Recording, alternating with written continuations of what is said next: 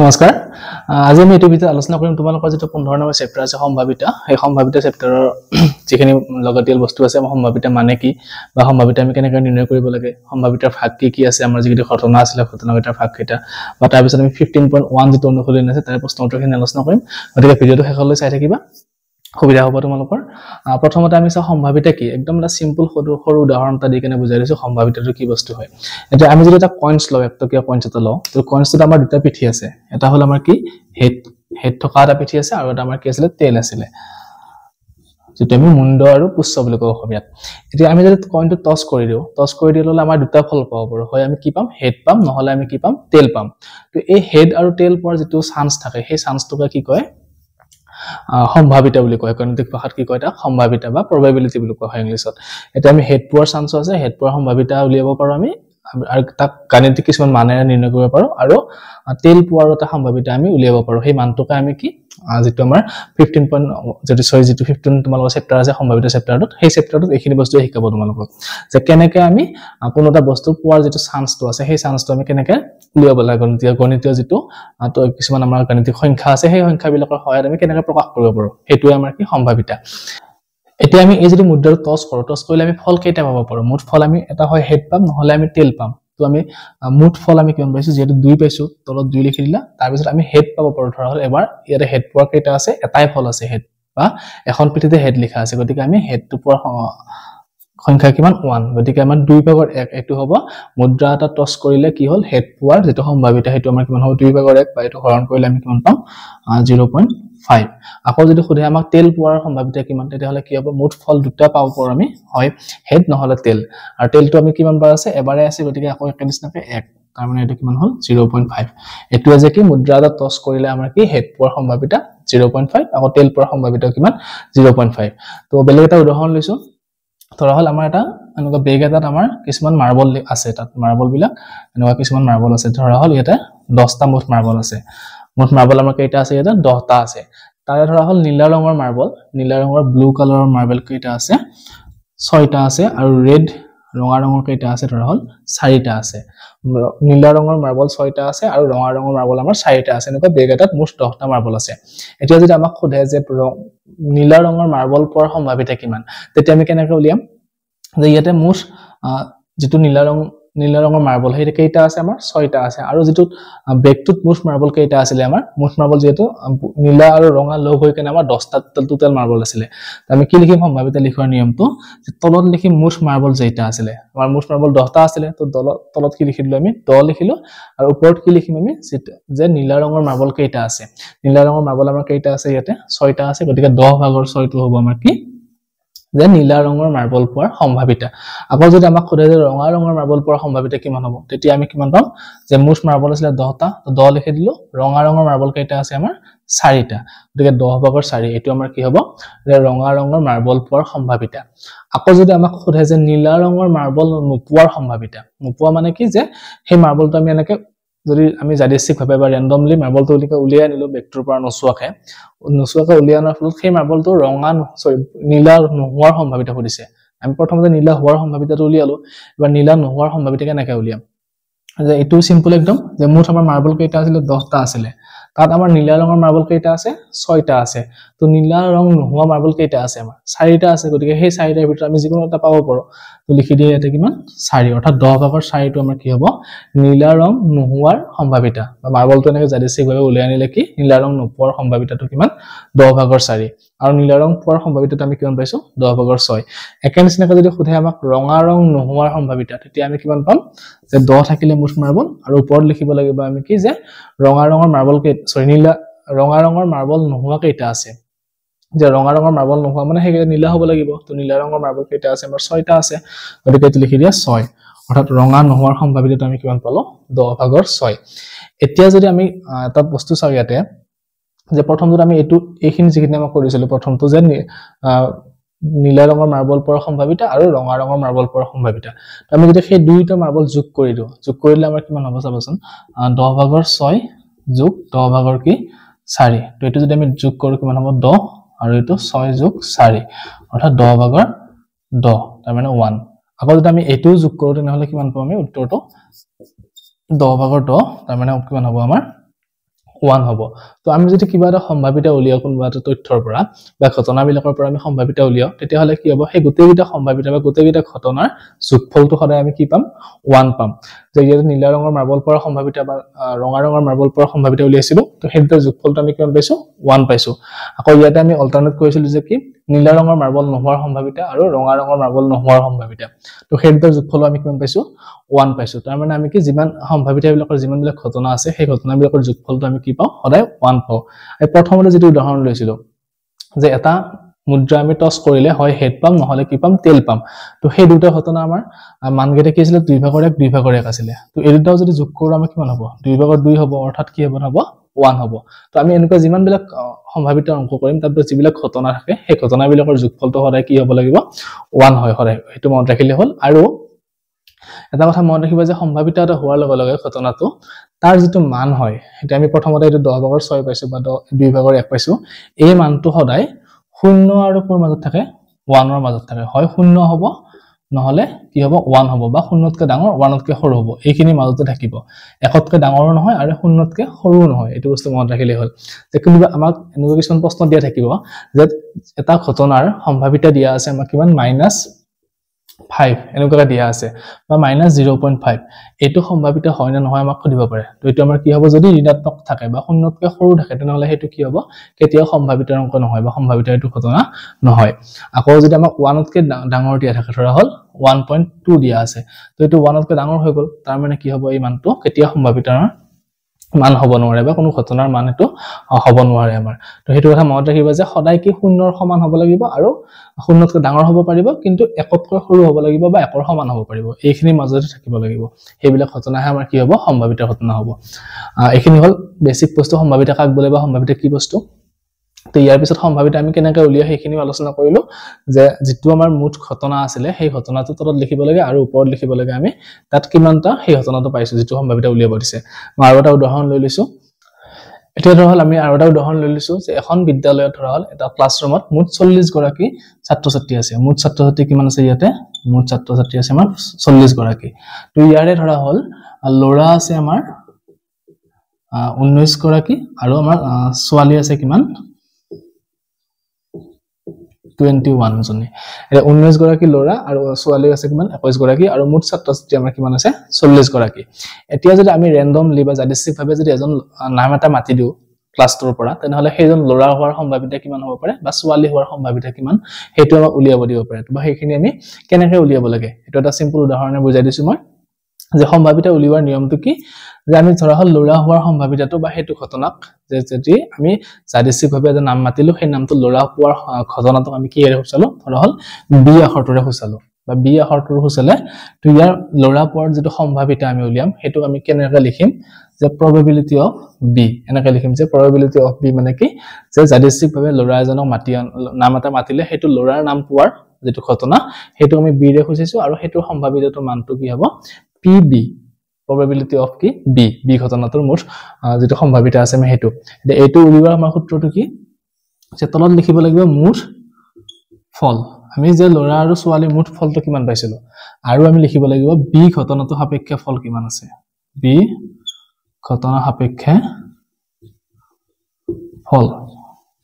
এটা মুঠ ফল মানে কি যে তাত ছাত্ৰ-ছাত্ৰী সকল মুঠ কিমান জন আছিল লৰা আৰু ছোৱালী মিলি মুঠ কিমান জন আছে হেতু আমি তলত লিখিব লাগিব তো মুঠ আমাৰ কিমান জন আছিল 40 গৰাকী আছিল গতিকে তলত আমি লিখিলো কি 40 আৰু আমি ওপৰত লিখিম কি বি ঘটনা সাপেক্ষে ফল অৰ্থাৎ বি ঘটনা মানে কি হেতুৰ নাম লৰা হোৱাৰ যেটো চান্স আছিল তো লৰা আমি কিমান জন আছিল ইয়াতে লৰা আছিল আমাৰ 19 গৰাকী গতিকে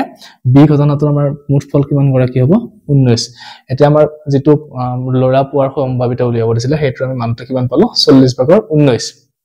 এতিয়া যদি আমি এটো হৰণ কৰো এই হৰণ কৰিলে এই মানটো কি হ'ব 0 আৰু 1 ৰ মাজতে থাকিব যদি ইয়াতকৈ বেছি হৈ যায় তেতিয়াহলে আমাৰ অংকটো ফুল হোৱা বুলি গম পাবা তোমালোকে হৈ গল এতিয়া আমি এটো লৰা পোৱাৰ সম্ভাৱিতা উলিয়ালো যদি আমাক কয় যে ইয়াত লৰা নোপোৱাৰ সম্ভাৱিতা কিমান আছে যদি লৰা নোপোৱাৰ সম্ভাৱিতা উলিয়াব দিয়ে তেনেহলে আমি কি কৰিম যে এটো বি ধৰিছিল আমি লৰা পোৱাৰ সম্ভাৱিতাটো তো লৰা পোৱাৰ ঘটনাটো আমি বি ধৰিছিল অতি লৰা নোহোৱাৰ ঘটনাটো আমি কি হেৰে খুচাম এবাৰ বি ডেছেৰে খুচালো তো যে বি অপজিটটো বি ডেছেৰে খুচালো আমি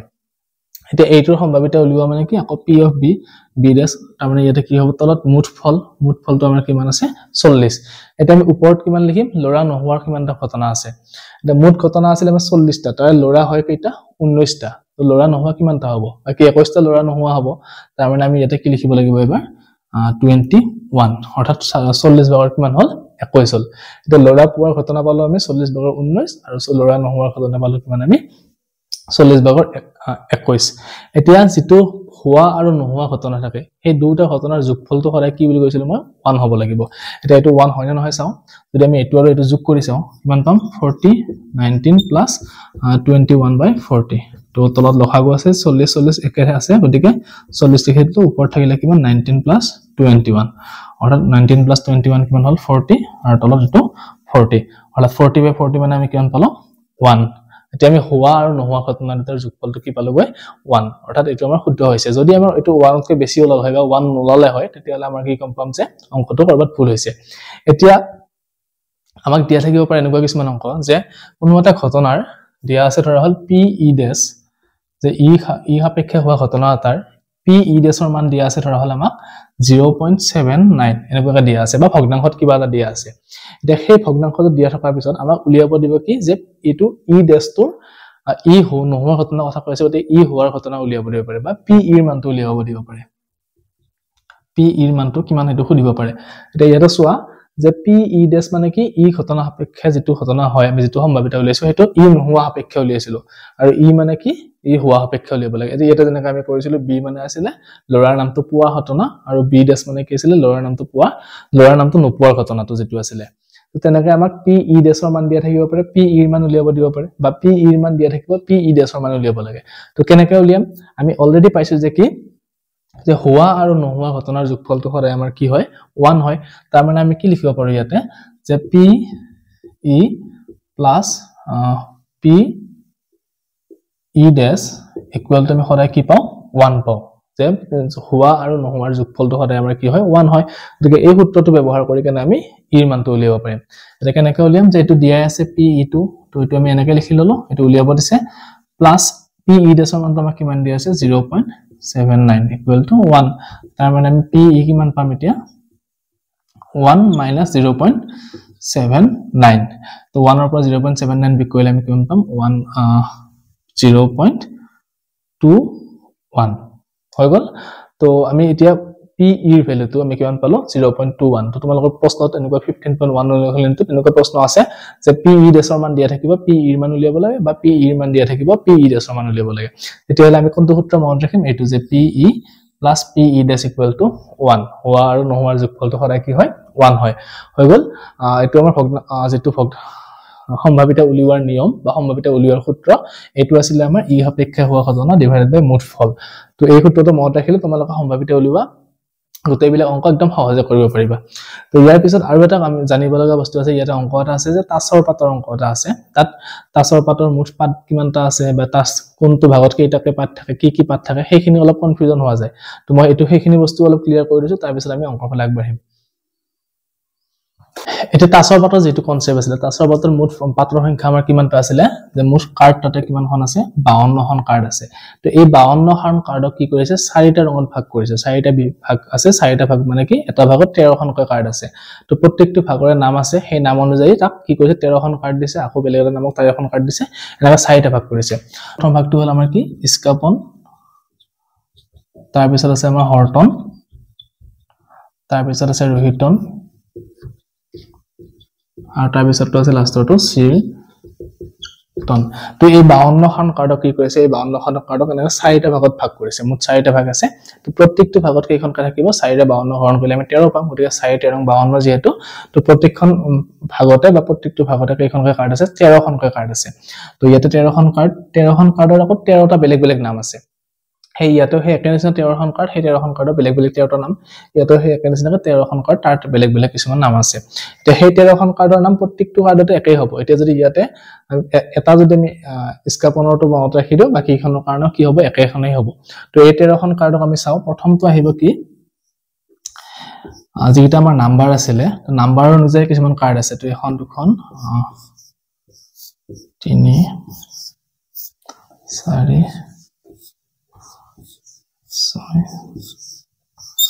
8 প্ৰথমতে আমাৰ 9খন কাৰ্ড মন ৰাখিলো একদম ইজি নাম এইখন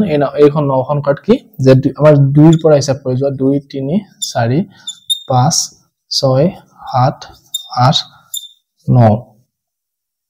আৰু 9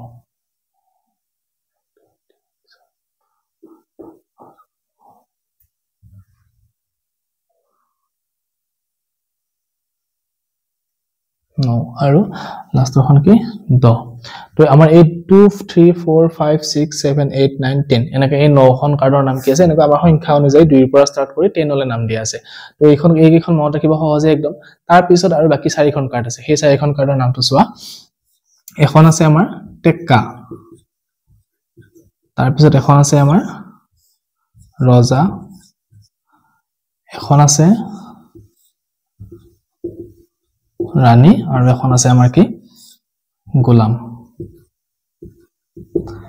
এতিয়া যে আমাৰ এই 9খন প্ৰথমতে কাৰ্ড পাই আছিল সংখ্যা থকা নাম্বাৰ থকা সেইকেইখন কাৰ্ডক বাতি বাকি যে 4খন কাৰ্ড পালো এই 4খন কাৰ্ডক একেলগে কি বুলি কয় মুখ কাৰ্ড বুলি কোৱা হয় এইখনক কয় মুখ কাৰ্ড এতিয়া এই একে নিচিনা ভাগ কেইটা প্ৰত্যেকটো কাৰ্ডৰ ক্ষেত্ৰতে হয় যে স্কাপনৰ এনেকা 13খন কাৰ্ড আছে একইখন নামকেইখন এইকেইটা আৰু হৰটনৰ ক্ষেত্ৰতে এই সেমে নাম এনেকা 13খন ভাগ আছে আকৌ ৰোহিতনৰ ক্ষেত্ৰতে এই সেম এনেকুৱাকৈ 13টা ভাগ আছে আৰু শ্ৰীতনৰ ক্ষেত্ৰতে সেম এনেকুৱা কি আছে 13টা ভাগ আছে নামকেইটা মনত ৰাখিবা একদম ইজি যে 2 ৰ পৰা ষ্টাৰ্ট কৰি 10 লৈ লিখা এই 9খন কাৰ্ড গল আৰু বাকি 4খন কি ৰজা ৰানী টেক্কা আৰু গোলাম তো এইকেইখন কাৰ্ড আমি যদি মনত ৰাখো ইয়াৰ যি তাজপাতৰ যিখিনি অংক আহে একদম সহজ হ'ব কৰিব কাৰণে মই আৰু বাৰ উদাহৰণ দিকেনে বুজাই আছো এতিয়া ইয়াৰ উপৰিও আমাৰ যি কেইখন এই 4খন কাৰ্ড আছে এই 4খন কাৰ্ডৰ ৰঙো আছে কেইখন তো আমি যদি স্কাপন আৰু শ্ৰীতন চাও এই দুখন কাৰ্ডৰ ৰংটো কি হয় কোলা হয় এখন কাৰ্ড কোলা সেম এখন কাৰ্ড কি হয় আমাৰ কোলা হয় বাকি হৰটন আৰু ৰোহিতন কাৰ্ড দুখন আমাৰ কি ৰঙা এই দুখন আমাৰ ৰেড কালাৰ আৰু এইখন আমাৰ কি হয় ব্ল্যাক কোলা আৰু এইখন আমাৰ কি ব্ল্যাক এতিয়া এই যিখন স্কাপনৰ 13খন কাৰ্ড আছে এই 13খন গুটে কিখন কাৰ্ড কি হ'ব আমাৰ কোলা ৰঙৰ হ'ব আকৌ শ্ৰীতনৰ সেই গুটে 13খন কাৰ্ড কি হ'ব আমাৰ কোলা ৰঙৰ হ'ব আকৌ একে নিচিনাকৈ হৰটন আৰু ৰোহিতনৰ গুটে কিখন কাৰ্ড কি হ'ব ৰঙা ৰঙৰ কাৰ্ড হ'ব এতিয়া যদি আমাক সোধে যে মুঠ যে আমাৰ তাছৰ পাত যেটো জি 52খন কাৰ্ড আছে সেই কাৰ্ডৰ মুঠ কাৰ্ডৰ সংখ্যা কিমান আমাক খুলিলে আমি কেনেকৈ কৰিম বা মুঠ কাৰ্ড পোৱাৰ সম্ভাৱনা যদি আমাক উলিয়াব দিয়া কেনেকৈ উলিয়াম এতিয়া প্ৰত্যেকটো ভাগতে মুঠ কাৰ্ড এখন ফেস কাৰ্ড আছে সেই ফেস কাৰ্ড কেইখনকে আছে প্ৰত্যেকটো ভাগতে 4খনকে আছে তো মুঠ আমাৰ ভাগ কেইটা আছিল 1 2 3 4টা আছে তো 4টা ভাগত 4খনকে হলে কিমান হ'ব আমাৰ মুঠ কাৰ্ডটো মুঠ কাৰ্ড আছে আমাৰ কিমান